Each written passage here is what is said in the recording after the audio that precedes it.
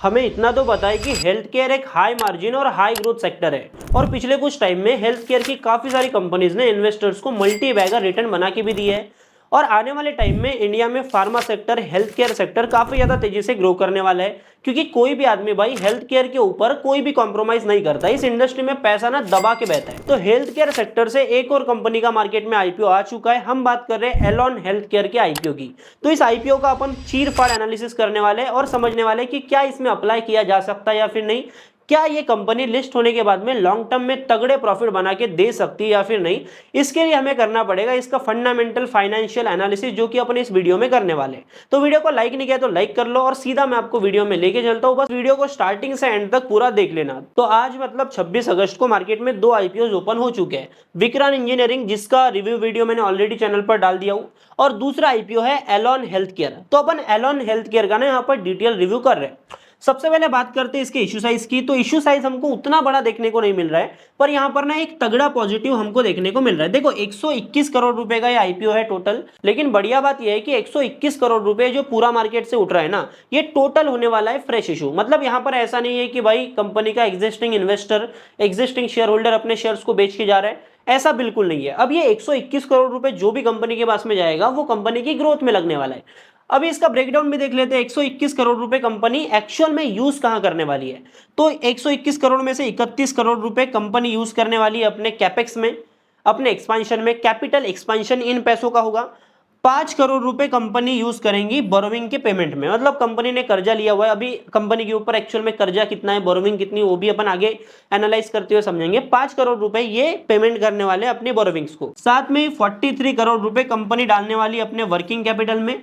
अब ये जो पूरा पैसा 121 करोड़ नहीं हो रहा है, तो बचा हुआ जितना भी एक्स अमाउंट है यहाँ पर, जो भी ये पैसा निकालने के बाद में जितना भी पैसा बचेगा, उसका कंपनी यूज करने वाली है जनरल कॉर्पोरेट पर्पज में। अपन ने इशू समझा, अभी यहाँ पर इसका प्राइस बैंड भी समझ लेते हैं। तो कंपनी ने इसका प्राइस बैंड रखा है 86 टू 91 रुपीज पर शेयर का। देखो प्राइस बैंड नंबर वाइज तो काफी ज्यादा अट्रैक्टिव दिखाई दे रहा है। अभी हम समझेंगे कि एक्चुअल में वैल्यूएशन के मेट्रिक किस तरीके से निकल के आते हैं, जैसे कि प्राइस टू अर्निंग रेशियो हो गया, मार्केट कैप टू सेल्स हो गया। और मैं कहीं ना कहीं इसको इसके सेक्टर के कंपनीज के साथ में कंपेयर करूंगा कि कितना वैल्यूएशन में हमको गैप देखने को मिल रहा है, जिससे कि हम आने वाले टाइम में इस कंपनी से तगड़ा प्रॉफिट बना सकते हैं। ठीक है, बाकी आईपीओ की इंपॉर्टेंट डेट्स भी समझना जरूरी है। कब इसका अलॉटमेंट बेसिस क्लियर होगा, कब ये मार्केट में लिस्ट होने वाली है। तो 26 अगस्त को तो ये आईपीओ मार्केट में ओपन हो चुका है। 29 अगस्त तक ये आईपीओ मार्केट में ओपन रहने वाला है।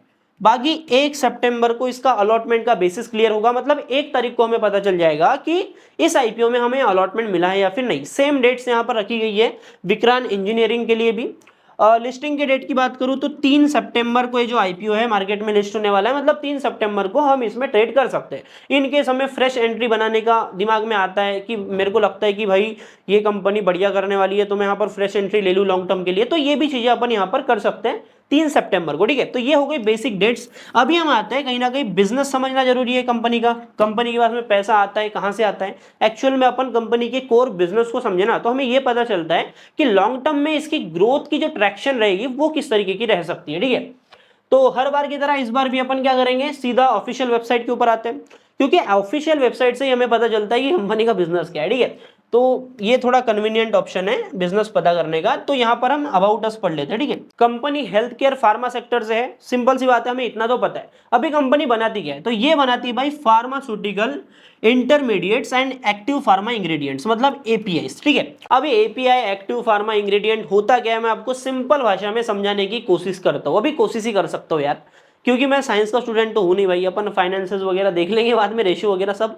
लेकिन एपीआई का सिंपल से मतलब आप ये तरीके का समझो कि किसी भी दवाई में जो मेन कंपोनेंट होता है ना, जो एक्चुअल में असर दिखाता है, वो होता है एपीआई। अभी हमको अलग अलग ब्रांड की दवाइयाँ देखने को मिलेंगी। जैसे ये हो गए 3 ब्रांड हो गए, ए हो गया, बी हो गया, सी हो गया। जरूरी नहीं है कि इनके एपीआई अलग अलग हो। अगर सेम फॉर्मूला की कोई दवाई है, ड्रग है, तो ड्रग का एपीआई ना सेम हो सकता है, बस ब्रांडिंग अलग अलग नाम से हो रही है।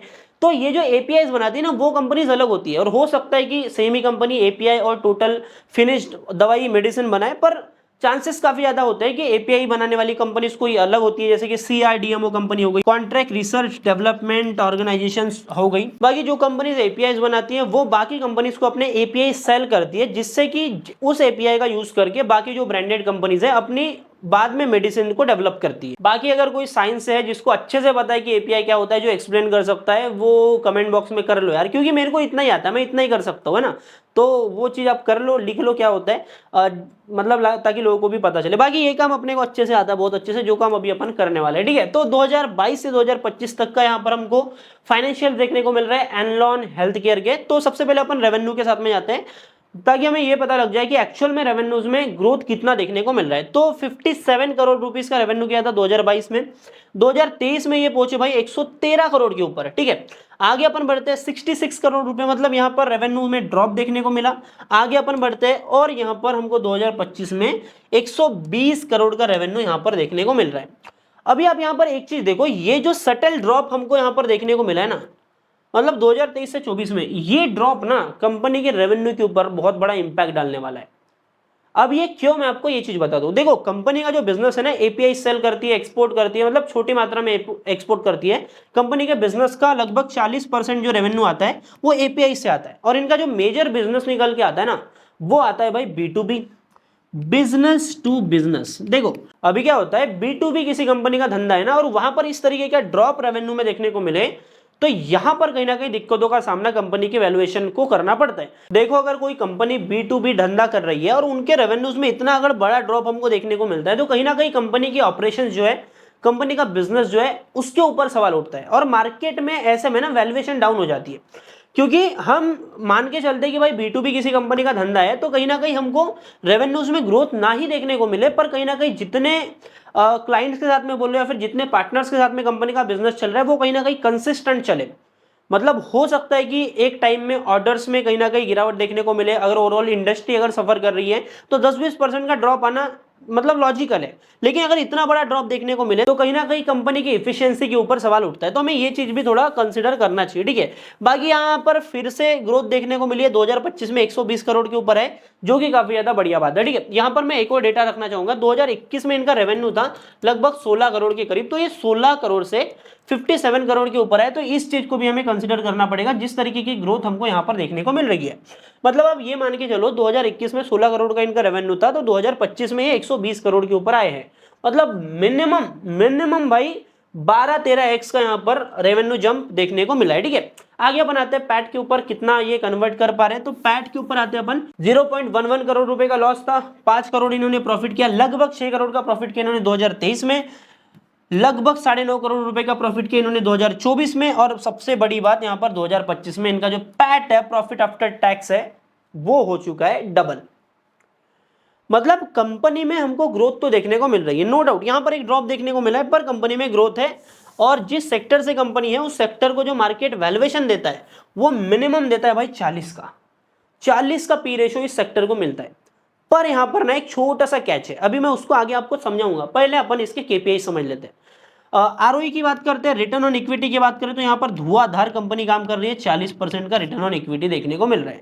ROC, return on capital employed की बात करें तो 24% का आरओसी देखने को मिल रहा है, फिर से धमाका कर दिया कंपनी ने। डेट टू इक्विटी रेशियो निकल के आ रहा है लगभग 0.73 का डेट टू इक्विटी का रेशियो देखने को मिल रहा है।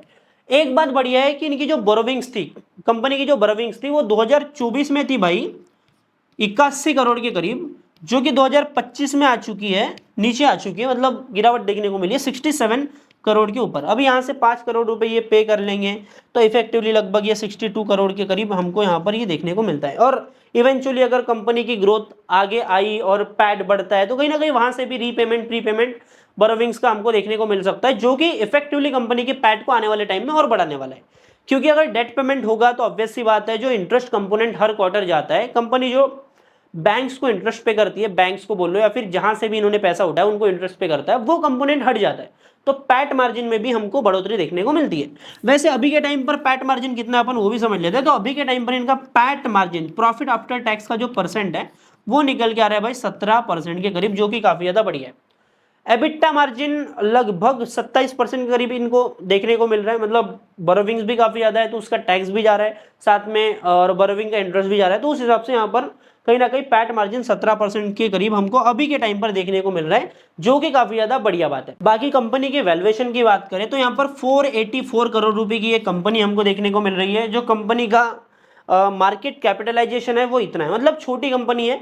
और अगर ऐसी छोटी कंपनी बड़ी बनती है तो यहाँ पर मल्टी बैगर छप्पड़ पर रिटर्न मिलते हैं।